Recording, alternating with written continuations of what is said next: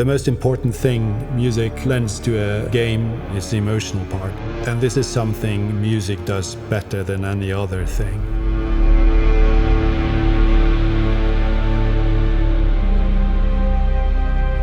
Sound is 50% of the experience. You can play a game without sound, but sound will convey the emotions that we have written and planned for.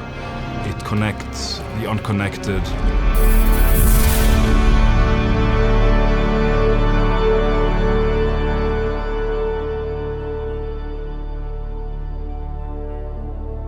We are approaching launch, and I'm here in London to watch the beautiful soundtrack being recorded at Lyndhurst. It's been in my mind since the very beginning that we have to try and record this at Air.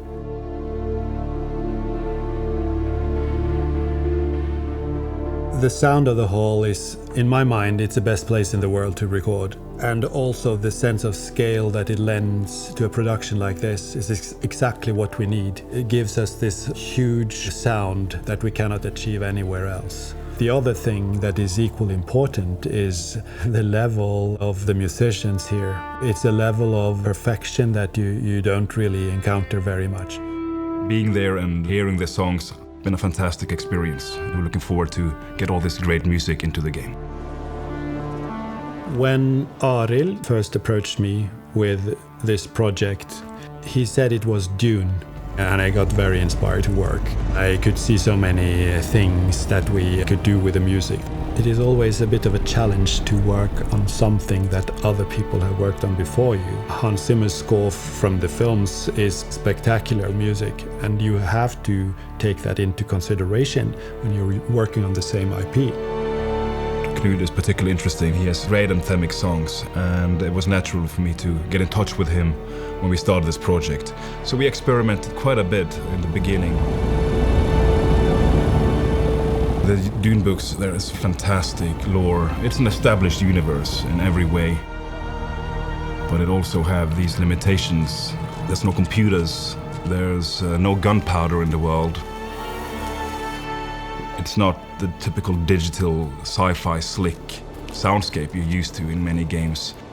In the game, you can be anyone you like, you can belong to any faction. So there are very few areas and situations in the game that are purely Atreides, purely Harkonnen, purely Fremen. So you have to approach it in a different way. Knut is a classical composer. He composes for orchestra, but we started out experimenting with synthesizers, and that was a really fun exercise to see what he would come up with. We definitely wanted these heavy synths, broken up brass and huge arcing strings. Arrakis is just a huge open landscape, ice cold at night, burning hot at day. You're alone as a player, and we really needed the music to fit and work with the landscapes.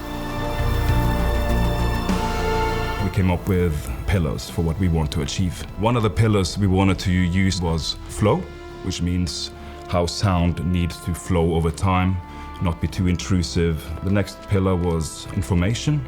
Information is very important to players, and sound plays a big part of that. And the last pillar is evocation. We want to evoke feelings with our sound design. From the very beginning, we decided that the music should be written in D. D because it's a very practical to write in, with everything recorded in the same tempo, in the same key. We have different parts, we have different layers. Suddenly, we have endless possibilities for variation. The deliveries from Knut are delivered in stems, which are interchangeable and layered, so we can play around with it and adapt naturally to any situation.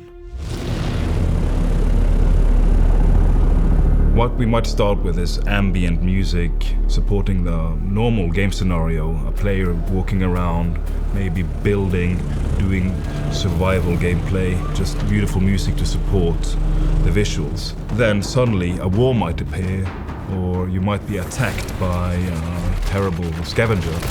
We need the music to change fast. We have a traditional adaptive music system where we use horizontal layering and vertical layering to do that. On this project, I've been able to do a lot of creative things with the music that I haven't been able to really work with before. It allowed me to step out of the box of traditional orchestral thinking and explore a much bigger musical world. Windsack is an interesting track. The vocalist is very central here. The singer in this track, she represents Mother Arrakis, the voice of Arrakis. She's the voice of the desert. It doesn't become music before you put a human in there. And that human makes it music. And every now and then you meet a performer that can really elevate your music and your intentions. You just feel in awe. It's like a religious experience. It's just there. You cannot really imagine how you could write it down because you can't. You cannot write this down. You rely on someone that can actually bring it to life. We are extremely happy that we were able to do this here and with these people. The musicians are such a high level that you cannot really get that anywhere else. It's been an amazing experience and it's elevating our game to a different level. In terms of iconic sounds, we try to do what we think is right, and you never know what will become iconic. It could be a small sound, it could be a UI sound reminding you of a sandstorm approaching.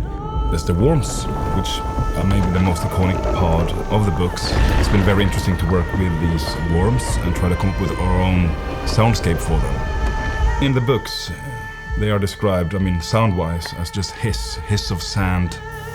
What you will hear when the worm approaches is you might hear your vehicle shaking, your building shaking. Sandworms are divine environmental creatures, not monsters. They will breach through the ground and make huge, breathy screams, but still we try not to make them too monster-like.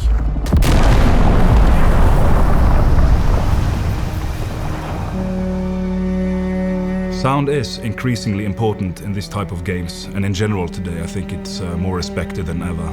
You have the technical aspects where sound needs to convey information. Sound design can tell you what's inside a box, what's the technology behind this. We want players to be able to close their eyes and just listen to the soundscape and the wind and what's going on to understand where they are, whether it's in Sheol, which is in a radioactive area, the Red Desert, is known as Vermilius Gap, or the opening area, Hagabas in south. It's truly wonderful to work with sound and have a great team to work with, and such an amazing IP as Dune to explore.